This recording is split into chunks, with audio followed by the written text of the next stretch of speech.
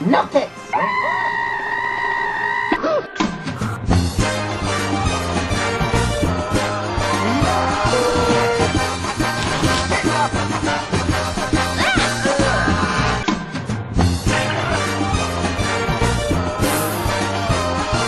Sorry.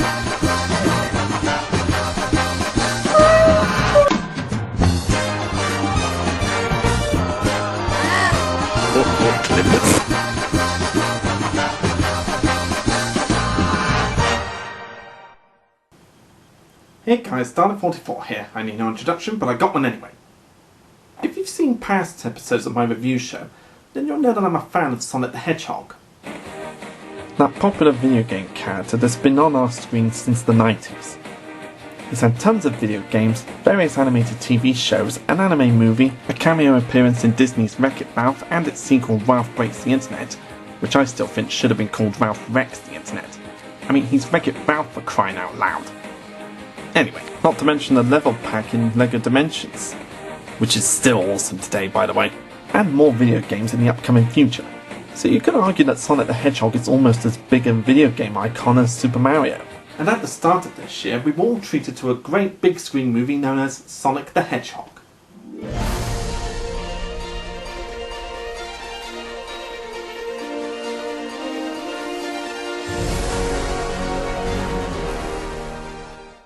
Sonic the Hedgehog is a 2020 action-adventure comedy film based on the video game franchise published by Sega. It features an all-star cast including James Marsden, Ben Schwartz, Tika Sumpter and Jim Carrey. It became the second highest grossing film of 2020 and gained lots of praise from critics and fans alike. Can this movie live up to the hype that was built up throughout all the trailers? Let's find out. Sonic, a young blue hedgehog who can run at supersonic speeds, finds himself sought after by a tribe of Ekenders for his power. His guardian, Longclaw the Owl, gives him a bag of rings that can create portals to other planets, using one to send her to Earth while she protects him from the Ekenders, and also gives Sonic a map to a planet filled with mushrooms to use if he finds trouble on Earth. 10 years later, Sonic enjoys a secret life near the town of Green Hills in Montana, but longs to make friends. He idolizes the local sheriff, Tom Wachowski, and his veteran wife, Maddie. Unaware the pair are planning to relocate to San Francisco soon, as Tom has been hired by the San Francisco Police Department. One night, Sonic becomes upset over his loneliness when playing baseball by himself. He runs at supersonic speed as a result, inadvertently triggering an electromagnetic pulse that knocks out power across the Pacific Northwest. Robotist and scientific genius Dr. Robotnik is enlisted by the United States Department of Defense to uncover the source of the outage. Robotnik discovers and tracks Sonic, who hides in the Wachowski shed. Tom discovers Sonic and accidentally shoots him with a tranquilizer, causing him to send his bag of rings through a portal to San Francisco. Tom reluctantly agrees to help Sonic before Robotnik arrives at the Wachowski's house and the two flee. As the pair evade Robotnik, who labels Tom as a domestic terrorist, they slowly bond, with Tom learning about Sonic's desire for a real friend. Robotnik comes across one of Sonic's quills, discovering the power within has the potential to fuel his robots, and becomes obsessed with capturing Sonic. And the whole film is a fun buddy trip with Sonic and Tom trying to evade the evil Dr. Robotnik from conquering the world with Sonic's powers. So how does Sonic the Hedgehog the movie hold up? Very damn well. As far as video game movies go, this is definitely one of the best ones I've seen since Detective Pikachu. And we've all heard a billion times that movies based on video games can become box office bombs.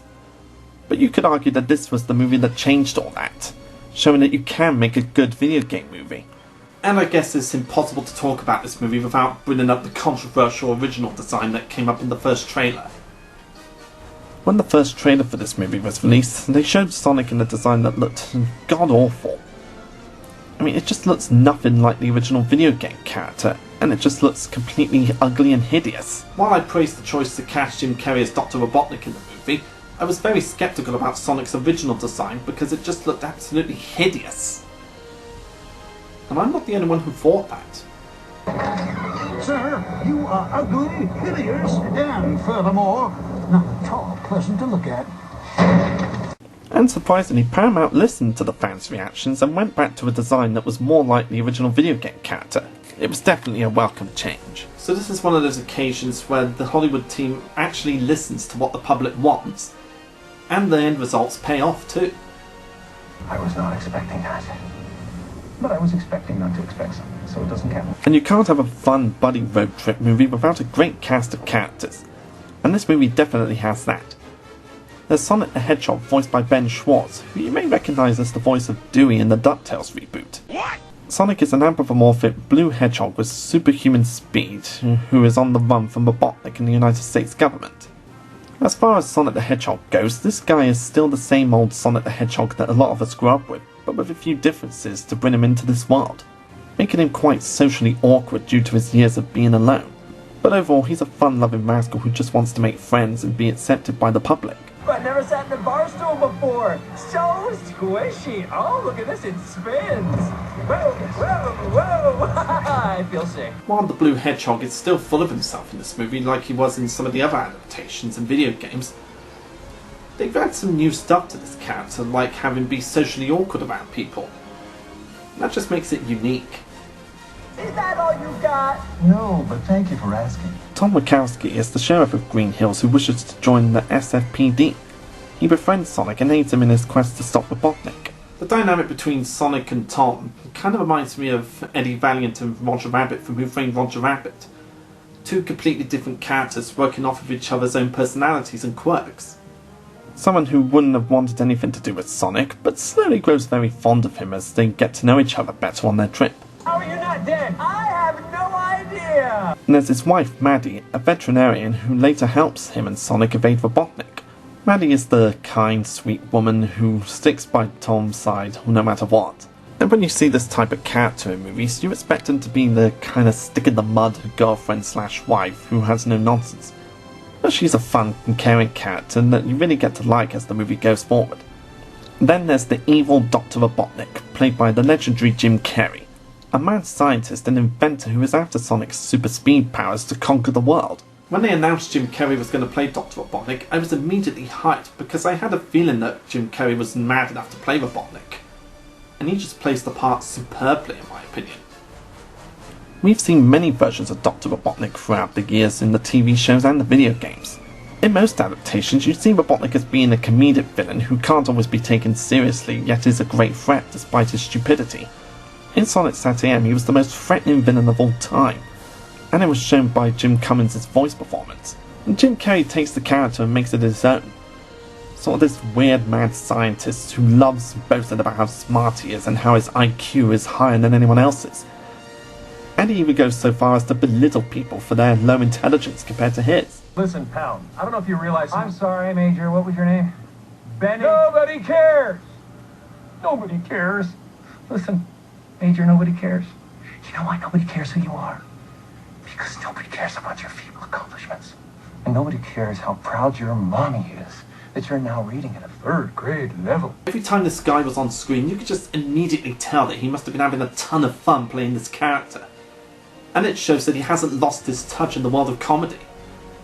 And every time I watch that scene where he dances to Where Evil Grows, I just think that Jim Carrey must have chose that song and decided to go all the way with it. You could tell that every second he was on screen, he took the character and just ran all the way with it and had a blast with it. As he did with many of his other performances in the past. Oh, give me a big fat break! Robotnik is accompanied by his right-hand man, Agent Stone, and he's your typical loyal guy who always sticks by the villain's side, despite not getting any respect from his employer. But you could tell that this guy just loves working for Robotnik and will do anything to please him, even if he doesn't get any satisfaction. Ah! I just thought you might like a latte with steamed Austrian goat milk. What do I look like, an imbecile? Of course I want a latte.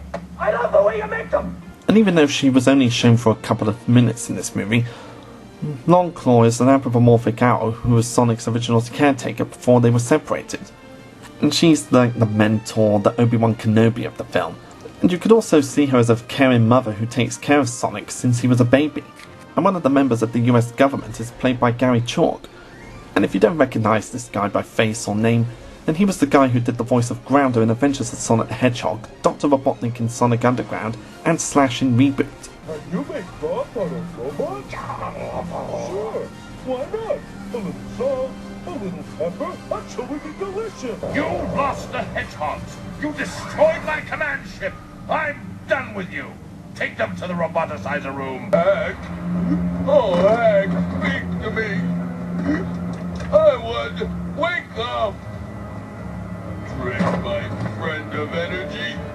I don't think so! So it in a way makes sense that this guy would be in a Sonic the Hedgehog movie since he's been in 2 Sonic the Hedgehog cartoons already. And the CGI in this movie is just superb. I mean, you can see pretty much every bit of quill and fur on Sonic. It really does seem like he's really there in real life. It just shows how far CGI technology has come over the years, especially when you look at Robotnik's robots. And there's various Sonic references throughout the movie, like Sonic's love of chili dogs, giving the rings a different purpose besides collecting them, and I think it's awesome that they have the rings be portals. It just gives them a purpose besides picking them up to increase your health. The word Badniks being labelled on one of the switches on Robotnik's portable laboratory, and I don't know if it's just me, but Sonic doing a runabout in that washing machine might be a reference to the Sonic Says where they talked about kids climbing into a washing machine. And call me crazy, but I'm pretty sure that moment where Sonic's playing air guitar is a reference to Sonic Underground when he had a guitar as an instrument and weapon.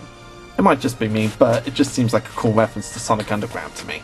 And one thing I didn't expect to see was a reference to the Sonic drawing made by a fan. Yeah, a few years ago this fan did a drawing of Sonic the Hedgehog that was called Sonic, and it became a popular meme on the internet. And it was referenced when this guy named Crazy Carl claimed that he saw Sonic. It's just great details like that that makes this movie rewatchable. And even though Sonic and Robotnik are the only Sonic the Hedgehog characters that appear in this movie, we do get a tribe of Akendas, who are Knuckles' species, and they just look awesome with their tribal masks and get-up. And I really hope we do see more of them in the future of the movies. And they of course ended it with post-credits scenes, which gave the fans many theories on what we can expect for Sonic the Hedgehog 2. One with Robotnik stuck on the Mushroom Planet after his defeat, planning his revenge and getting back home. And then in the second one we see Tails arrive on Earth looking for Sonic. So that just paves the way for future movies to come. And it's even been recently announced that they are going to do a sequel to the Sonic the Hedgehog movie, which gave fans a lot of their own ideas on what Sonic the Hedgehog characters could appear in the Sonic sequel. Many people have said that Knuckles would be a good choice since his kind were featured in the first film, and even a lot of people have said that Amy Rose should appear in the movie. Are we talking about the Sonic the Hedgehog sequel that's coming out soon? Oh, God's sake, Zach. Are you here to talk about Sonia Hedgehog again?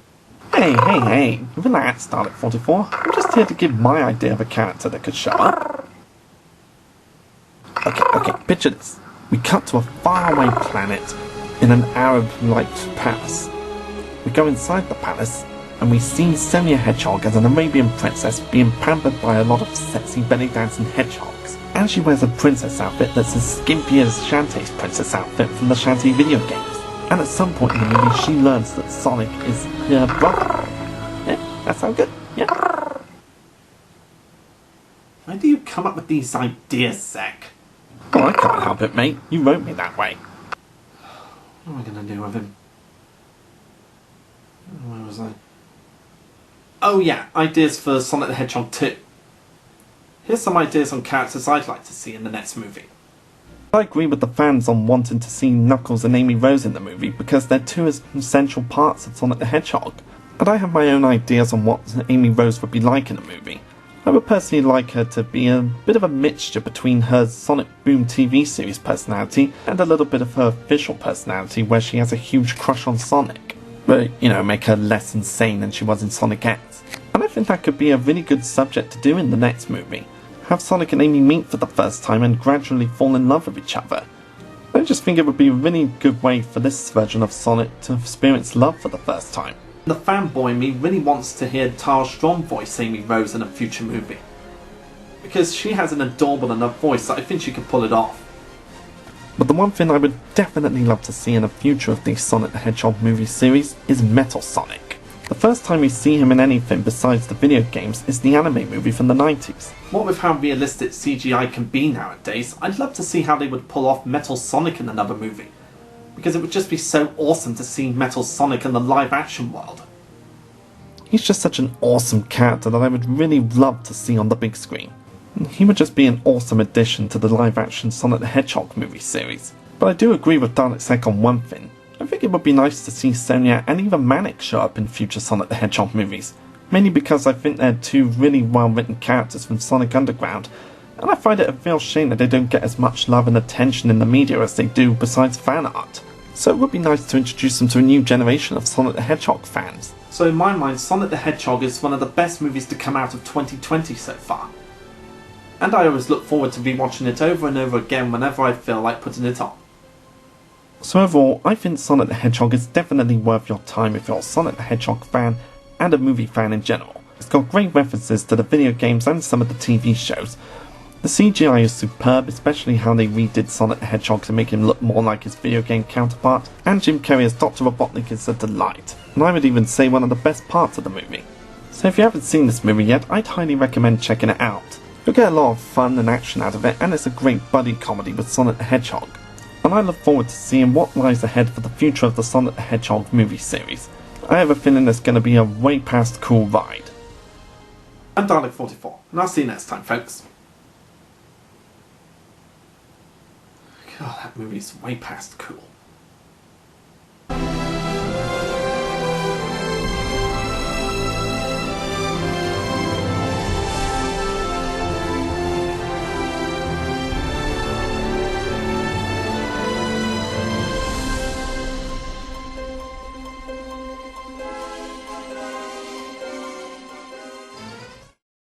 While I praised the choice of Jim Carrey as Dr. Robotnik when the trailer came out, I was very skeptical. Of course I want to love. I don't know what do you make them?